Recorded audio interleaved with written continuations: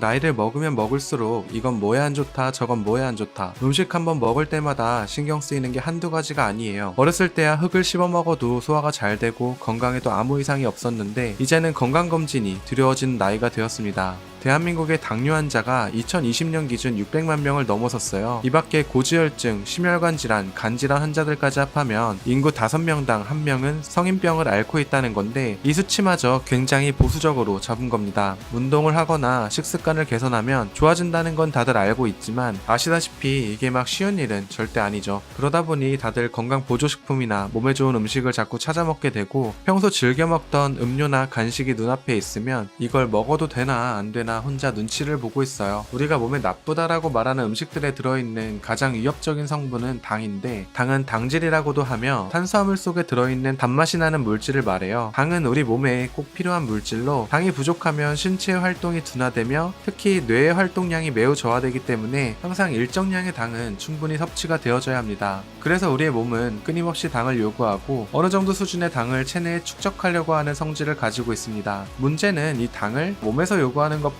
훨씬 많은 양을 섭취하고 있다는 거예요. 필요한 만큼만 섭취하라고 하면 되지 필요 이상 섭취하게 해서 스스로 건강을 해치는지 우리 몸 알고 보면 멍청한 거 아니야? 라고 생각하실 수도 있지만 이건 우리의 몸과 뇌가 멍청해서라기보다는 당을 보면 참을 수 없고 자꾸 당을 섭취하고자 하는 욕구가 커지는 탄수화물 중독 때문이에요. 이렇게 우리를 탄수화물 중독에 빠뜨리는 당은 단순당과 복합당으로 나눠지는데 단순당은 쉽게 말해 나쁜 탄수화물로 혈당을 급격하게 상승하여 인슐린을 분비시키며 지방을 축적시키고 당뇨나 비만, 심장병, 혈관장애의 직접적인 원인이 됩니다. 혈당이 급격하게 올라가면 우리의 몸은 허기짐을 쉽게 느끼게 되며 그로 인해 더 많은 영양소와 당을 요구하게 되는 거죠. 이 상태가 지속되면 탄수화물 중독 상태에 빠지게 되고 이는 우리 몸에 충분한 당이 축적되어 있더라도 더 많은 당을 요구하는 탄수화물 중독에 빠지게 만듭니다. 이렇게 우리의 몸을 탄수화물 중독에 빠뜨리면서 수많은 성인병을 유발하는 단순당은 주로 백미, 밀가루, 백설탕, 사과, 과자, 초콜릿, 탄산음료, 가공식품 등에 많이 들어있어요. 다들 맛있는 것들이지만 현실이 그렇습니다. 나이 먹은 것도 서러운데 맛있는 음식까지 못 먹게 된다고 하니 너무 슬프고 무기력해지는 기분이 듭니다. 그런 소비자의 마음을 읽고 이를 이용하기 위해 나온 식품들이 이런 무설탕 식품들인데요. 확실히 마트나 편의점에 가면 음료나 식품 코너에 이런 제로 타이틀을 한 제품들이 많이 늘었어요. 그리고 역시 냄비의 민족답게 일반 설탕을 사용하는 식음료의 매출이 10% 감소한 반면 제로슈거 제품의 매출은 작년에만 200% 성장하는 매출을 기록하며 뜨겁게 호응받고 있습니다. 뭐 조금만 좋다고 바람 넣으면 아주 도미노처럼 잘들 넘어가요. 세상에 이런 팔랑귀가 나풀거리는 민족이 또 있을까 싶습니다. 당류가 빵그램이면 마음껏 먹어도 된다는 것 같은데 팔랑귀니 냄비 근성이니 왜 악담을 하나 싶으시겠지만 우리가 기대하고 바라는 만큼 시장은 이성적이지 않으며 식품 회사들의 목적은 우리의 건강이 아니라 자사의 매출 상승입니다. 과연 그들이 만든 당류 0g 식품들이 그 맛과 형태를 유지하면서 우리의 몸에 전혀 해롭지 않은 식품들일까요? 한 번은 의심해보셨으면 좋겠습니다. 식품 회사들이 이런 제로슈거 제품들을 만들 때 사용하는 제품은 그 종류가 되게 다양한데요. 그 제품의 형태나 라인업은 다르지만 공통적으로는 말티톨이라는 성분이 들어가는 걸 확인할 수 있습니다. 말티톨은 한엄메가 물엿이라고도 불리며 설탕의 90%의 단맛을 내는 대체당 중 하나입니다. 때문에 설탕을 넣지 않아도 설탕과 같은 단맛을 느낄 수 있으며 단순당이 가져다주는 성인병과 충치를 예방하며 다이어트에도 효과적이라고 홍보하고 있습니다. 하지만 이건 다 거짓말이에요. 말티톨에 의해 당이 전혀 들어있지 않는 것은 맞지만 당이 들어가지 않는다고 성인병과 비만에서 자유로워질 수 있는 건 아니에요. 당 성분이 몸에 들어와서 혈관에 작용하는 기전을 설명할 때 GI 지수라는 표현을 쓰는데요. GI 지수는 음식을 먹은 후에 혈액 속의 당 성분의 수치가 올라가는 속도를 말합니다. 당 성분의 수치가 올라가는 속도가 빠를수록 인슐린 또한 빠르고 많이 분비되며 혈중 당을 지방으로 축적시키고 폭식과 성인병, 과체중을 유발하는 건데 설명대로 말티톨이 들어간 제로슈가 제품들이 이런 부작용으로부터 자유롭다면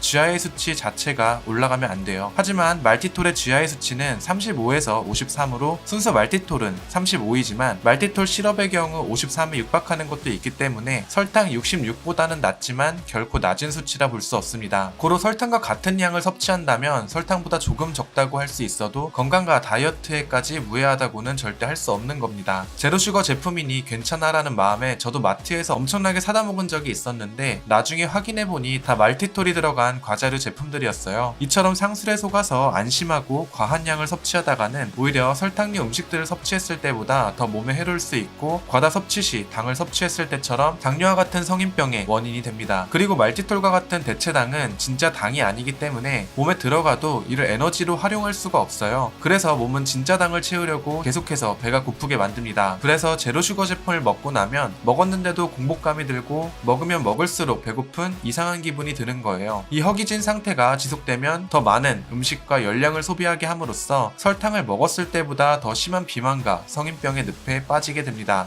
아주 악질 같은 놈이에요. 앞에서는 착한 척 하더니 멀리 돌아서 뒤통수를 치는 거죠. 여기서 끝이 아닌 게 최근에 제로슈거 젤리를 아이들이 섭취하고 복통과 설사를 유발하여서 대량 리콜 사태가 발생한 적이 있어요. 실제로 말티톨의 대표적인 부작용이 복통과 설사인데요. 인공적으로 만들어진 대체당은 우리 몸에서 분해 불가능한 성분들이 많이 첨가되어 있고 이들이 장내에서 소화되지 못하고 쌓이는데 이로 인해 복부 팽만과 복통 그리고 설사를 유발합니다. 이런 식품들의 성분 표시 아래 보면 과량 섭취 시 설사를 유발시킬 수 있다고 표기된 것도 이런 이유 때문이에요. 이렇게 작게 써놓은 걸 누가 읽을 것이며 설탕이 0g이라는 달콤한 말에 혹하지 않을 소비자가 어디 있을까요? 이뿐만이 아닙니다. 지금까지 설명드린 말티톨은 젤리, 초콜릿, 과자와 같은 씹을 수 있는 간식에 주로 함유되어 있는 성분이며 음료에 들어가는 대체당은 아스파탐, 수크랄로스, 사카린과 같은 성분들인데 이 성분들은 설탕이 200에서 600배에 달하는 당도를 가지고 있어 설탕보다 적은 양 사용할 수 있고 혈당을 올리는데 직접적으로 관여하지는 않는다고 하지만 앞서 말씀드린 말티톨처럼 공복감을 유발하고 더 많은 당을 섭취하게 유도함으로써 폭식증을 유발할 뿐만 아니라 우리의 면역력의 70% 이상 관여하는 장내 유익한 균을 죽이고 감염을 일으킬 수 있는 세균을 증가시켜요. 이는 인슐린 저항성을 증가시키는 작용을 하여 신체가 인슐린을 사용하지 못하게 함으로써 혈관 속 당이 에너지로 사용되지 못하고 쌓이게 만듭니다. 이에 당연히 혈당이 올라가게 되고 당뇨와 같은 성인병과 비만의 원인이 되는 거예요. 또한 면역력 감소에 의한 질병 유발, 수명 감소의 원인이 될 수 있다는 연구 결과도 나오고 있어서 매우 주의가 필요합니다. 이처럼 제로칼로리 제로슈거 제품들은 우리 몸에 해로운 단순당 성분이 들어있지 않아 얼핏 들으면 몸에 해로울 게 전혀 없어 보입니다. 하지만 대체되는 당류의 성분들이 몸에서 어떤 작용을 일으키는지 알면 오히려 당을 섭취했을 때보다 조심해야 될 점이 더 많이 보이는 게 사실이에요. 알고 나니 더 열받는 게 많은 식품회사들이 제품을 출시하면서 리스크 관리 차원에서도 충분한 연구를 진행했을 것이며 대체당의 위험성이 사회적으로 대두되었을 때 어떻게 대응해야 할지도 대비하고 있을 것입니다. 그럼에도 제품을 출시하고 우리의 생활 속에 이러한 제품들이 만연하게 퍼져 있는 건 모든 리스크를 감수하더라도 그들에게 가져다주는 이득이 더 많을 거라고 계산되었기 때문일 겁니다. 우리는 설탕과 같은 단순당이 가져다주는 위협에 대해서는 잘 알고 있지만 대체당이 무엇인지 어떤 종류가 있고 얼마나 위험한지는 배운 적 없잖아요. 그 허점을 노린 전략으로 정보의 격차로 인해 발생한 무지가 그들의 마케팅 수단이 된 거라 볼 수 있습니다. 아마 이렇게 대부분의 소비자들이 대체당에 노출되어 건강이 악화되고 질병에 씨름할 때쯤이 되면 그제서야 대체당의 위험성에 대해 언론들이 적극적으로 대응하기 시작할 것이며 일반 소비자들도 그 위험성에 대해 인지하기 시작하겠죠. 하지만 이미 그때는 우리의 건강이 망가진 만큼